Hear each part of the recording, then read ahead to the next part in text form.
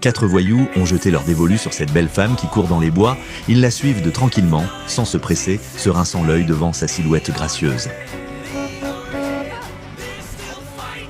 Terrorisée, Amy se hâte de rentrer chez elle. C'est alors qu'elle réalise que ces 4 types ne sont autres que les ouvriers en train de faire des travaux dans la maison voisine. Voyant la femme arriver, un sourire malsain se dessine sur leur visage. Amy se précipite chez elle et raconte l'incident à son mari John. Sauf qu'au lieu de la consoler, celui-ci lui reproche de s'habiller de manière trop provocante. La femme n'en revient pas. Alors qu'elle essaie la victime, c'est elle que son mari accuse. Puisque John s'en moque, Amy commet un acte qu'on pourrait qualifier d'aussi stupide qu'audacieux. Elle ouvre grand la fenêtre, déboutonne son chemisier et expose sa silhouette voluptueuse au regard. Sur le toit d'en face, les voyous en restent bouche bée. Leurs yeux brillent d'un désir vorace. À l'instant précis où Amy referme la fenêtre, elle ignore que le malheur vient de s'inviter chez elle. Voyant la scène, John, vexé, prend sa voiture et sort rouler au hasard. Par pur hasard, il croise à nouveau la bande d'ouvriers. Sans rancune, John leur adresse un signe de la main. Mais les voyous, eux, ralentissent de volontairement pour lui bloquer la route. John ne sait comment réagir.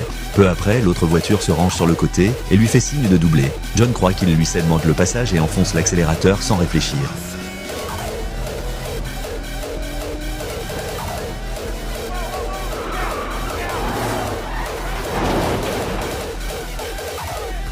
De toute évidence, il s'agissait d'un traquenard délibéré. Mais fidèle à sa nature docile, John continue de sourire et prétend que tout va bien. La suite est encore plus consternante. Pour se remettre de ses émotions, John se rend directement dans un restaurant afin de manger un morceau. Le hasard veut qu'il y retombe justement sur cette même bande d'ouvriers. Toute personne normale aurait choisi de les éviter. Mais John, lui, fait tout l'inverse. Au moment de régler l'addition, il pousse même l'attention jusqu'à payer aussi la note des ouvriers. Loin de leur inspirer de la reconnaissance, ce geste convainc les voyous que John les prend de haut. Cela ne fait que redoubler leur agressivité. Dès lors, non seulement ils se mettent à harceler ouvertement sa femme sous ses yeux, mais ils s'introduisent aussi dans leur maison en leur absence. Un jour, en ouvrant la porte d'un placard, John a l'air de voir quelque chose d'horrifiant. Il la referme précipitamment. Devant l'expression épouvantée de son mari, Amy comprend immédiatement que quelque chose cloche.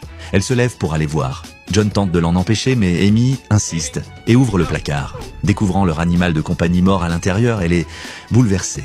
Amy pense immédiatement que ce sont les ouvriers qui ont fait le coup. Mais ce mari lâche persiste à croire que c'est de leur faute à eux, qu'ils ont dû oublier de fermer la porte.